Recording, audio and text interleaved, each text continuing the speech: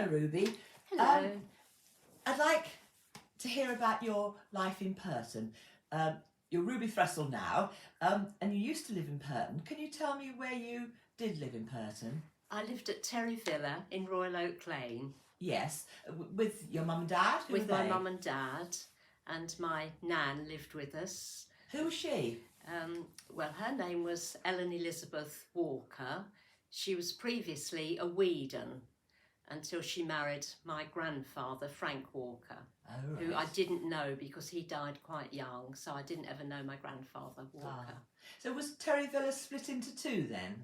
It was. My Uncle Ted, who was my mother's brother, lived in one half of the house, and we lived in the other half with my nan, because the house was left to her for her lifetime, and then it was inherited by my Uncle Ted. So Uncle Ted, was there a bakery there or something like that? Yes, he had, there was a little bakehouse next door to the house. It isn't there now. It must have been taken down probably in the 1980s, I should think. But yes, when my grandfather, Frank Walker, moved to Terry Villa, which was probably about 1920, I think. Yes. He moved there and he was a baker. Now, whether the bakehouse was there then or whether he had it built, I don't know. But certainly that's where he ran his bakery business from. Yes. And were there two brothers that ran the bakery? Yes, he had a brother, Reg, so I'll call him my Uncle Reg. Yes. And he lived at one time at 43 Royal Oak Lane. That was at the bottom of Royal Oak Lane. And then he moved to the house next door to Terry Villa, which I can't remember what it's called. I think it was lived in by a family called Day before my Uncle Reg moved into it. I know, it was Days the Builders. I think it was known as something like Ivy Cottage, which is funny. Oh, it was Ivy Cottage. I remember now. It was Ivy Cottage. Yes, they were the builders, the Days. Were they? I didn't know that. I didn't know that. Oh, he lived next door. But yes, so the two brothers lived in those two houses, and the little bakehouse was between the two. Was the bakehouse running when you were there, born? And when yes, you were there? Yes. When I was a child, my cousin Marion, who was Uncle Ted's daughter, we used to help him out by delivering hot cross buns at Easter. We used to go round with the errand bike and a basket full of buns and sell them to people. Was that a bike with those big baskets on the front? Yes, it was, yes. Very heavy, weren't they? Yes. Yes. And I remember one year he gave us, I think he gave us £0.50 each for delivering. And my mother was quite horrified. She said, he can't afford to give you all that. And we were delighted because we'd earned some money. Yes. Knowing Uncle Ted, I should think he still made a good profit out of the buns. So really, it was the Walkers that had the house then, was it? Before, when your granddad Walker bought the house. He did, yes. Frank Walker bought the house. Yes. He moved from Shillington Road. He had a bakehouse in Shillington Road, which I think is called the Old Bakery. Yes, that's number 28 Shillington Road. Quite an old. And that was his house before he moved to Royal Oak Lane. Right. And that's where my mother was born. Yes. What, in Shillington Road? Yes. Oh, yes. I see. Yes. So they moved fairly recently. So do you know why it was called Terry Villa? Apparently it was bought from someone in America who I think was loosely connected with the family, and they lived at Terry in Montana. Oh, I see. So that's how it got its name. Yes, I think they were the Burtons I've got the deeds, so I'll have a look. Oh, and right, that's interesting. Put something about the deeds on the website. Yes, I've heard the Burtons mentioned, and I know we are loosely related, but I'm not quite sure how. I think everybody in Pirton's related. We're all related, yes. I think when I was a child in Pirton, everybody was my relative. So where were you born then? I was actually born in Benslow Nursing Home in Hitchin. Oh, yes. And I believe it was a private nursing home. I think my mother had to pay to go in there. Was that before the NHS started? Oh, yes, because the NHS didn't come until about 1945, did it? Yes, so yes, she would have had to pay. I had no idea how much, but So every time you had the doctor or anything like that, you had to pay for the doctor to come? Well, I presume we did. I didn't know at the time because when I had childhood ailments like measles, the doctor would come, but I never heard Mum say, "Oh, we've got to pay." So either she could well afford it or I don't know, but I never heard payment mentioned. Who was the doctor that came then? Dr. Grellet. Oh, Dr. Grellet. Did he come out from Hitchin? Yes. Did he drive, or how did he? Oh, I think he had a big black car. I seem to remember vaguely a big black car. What did he look like? Well, I remember a big man in a black overcoat and a black trilby and a black case, but that may be completely wrong, but that's the memory I have of him. Do you remember any childhood ailments that you had? I definitely had measles because we had fireplaces in the bedroom, and if you were ill, it was great excitement because you were allowed to have a fire in the bedroom. And I do remember this coal fire being very close to the bed. I don't think it would be allowed. Health and safety wouldn't allow it these days. But that's what happened, and we all survived. and you also, I remember, you had the curtains drawn. Yes, apparently you had to be in a darkened room. Yes. And yes, so the curtains were drawn, and I think you had to drink lots. What about when you were playing, when you were a little older and you were out playing? Where did you play? Well, we played in the fields, in the road. We were always outside. And of course, we did play in our gardens because we'd got big gardens, and next door we'd got the orchard.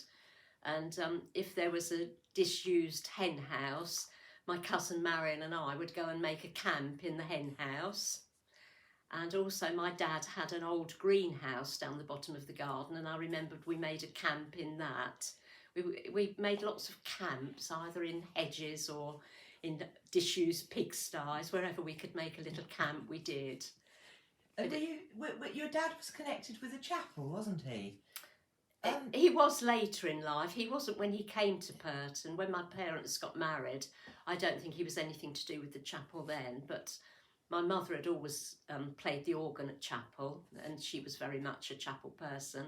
And I think Dad got roped into it. Yes. And certainly towards the end of his life, he was very involved. Yes. Where did he work? Oh, he worked for W.B. Moss and Sons, grocers in Hitchin. Whereabout were they in Hitchin? Well, they had a big shop, grocery shop on Moss's Corner. I think it's still called Moss's Corner. It's where the Vodafone shop is now. Yes, and by W.H. Smith's, that sort of little yes, area. in that area. And that was always known as Moss's Corner. Whether it still is, I'm not sure. And then probably in the early 60s, they moved across the road to where Superdrug is now. And they had a big grocery shop there, and it was taken over by International. So when they moved across the road, it was International. I think Moss's had sold out to them. Yes. But as well as having the grocery shop in Hitchin, they had lots of shops in the villages. There was one at Kimpton, Weston. They had a shop at Stevenage. And there was another Moss's shop up near the station in Hitchin. They had quite a lot of shops. W.B. Moss and Sons, they were quite a big concern. Yes. Did your mother work then as well? Yes, she worked in Hitchin, and she worked at Nichols, which was a draper's shop, and that was down Bancroft in Hitchin. Beautiful shop. Sold lovely dresses, coats, hats, children's wear, materials, accessories, all sorts of things. It was beautiful, beautiful shop. And how did they get to work? Oh, by bicycle. Mainly bicycle. They might have got a bus occasionally, but usually it was by bike. So they didn't own a car when you were young? No. Well, towards the end of his working life, my dad had a van belonging to either Moss's or International. I'm not sure who it was then. And he did have this old van that he came out. I think he'd rather not have had it because it never started in the mornings. There was always a lot of trouble with it. Yes, yes. but mainly cycle. And he used to have to cycle round to all the villages to get the orders from the shops as well. Oh, and how did they deliver orders then? Yes, they did. He'd go round on his bike to collect the orders from the other shops, and I think private customers as well, but mainly the shops. And yes, then it would be delivered later in the week. I see, yes. So, can you tell me a little bit about going to school or going to chapel? What did you do when you were younger in the village? Well, I would think you went to Sunday school from about 3 years old. As soon as you were able to walk, you would be packed off to Sunday school every Sunday morning and afternoon. We had an afternoon Sunday school. And where was it? Where was the Sunday school? Well, originally there was an old Sunday school which was at the bottom of High Street, and you had to go up a very steep flight of steps to get to it. And there was a big coal boiler to keep us warm, and we all huddled round this boiler to try and keep warm. Was it just one room? It was one room with a scullery, because when they had a do on, the ladies would have to do their refreshments in the scullery. And I think there was a balcony at the back of the... I think, or whether I'm confusing it with something else, I'm not sure. Yes. But there were various cupboards around which we used to hide in, because we were always being naughty and hiding and not doing what we should do in Sunday school. What was Sunday school then? Was it sort of, you had stories there, or...? We did. We sang hymns. There was a piano in the Sunday school, and we sang lots of hymns and choruses. And then we would have a story, and then we would have to draw a picture related to the story. It was always the same thing. We didn't do any other activities. You had your story, a biblical story, and then you would draw a picture of the story. Did you go up to the chapel at all? The new building? Yes, we did, and we held Sunday school there, was held in the 2 little vestry rooms at the back of the chapel. And when I got to my teens, I then became a Sunday school teacher, and I remember having my Sunday school class in one of the vestries at the back of the chapel by the organ. What about in the old chapel? Did you have parties and things like that? Well, we had Sunday school parties. Yes. And I do remember when I was in my teens, we used to have parties for teenagers there. Of course, there was no alcohol, and I don't know what we did for music. I presume we had a wind-up gramophone. But we had lots of fun, although there was no alcohol and no groups playing, but it was good fun.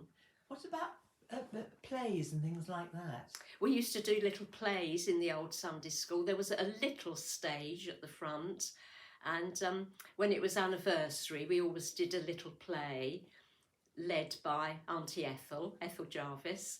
And sometimes we used to take it over to Shillington or one of the other chapels and perform it to them. I can't actually remember what we did, but I know we did little plays.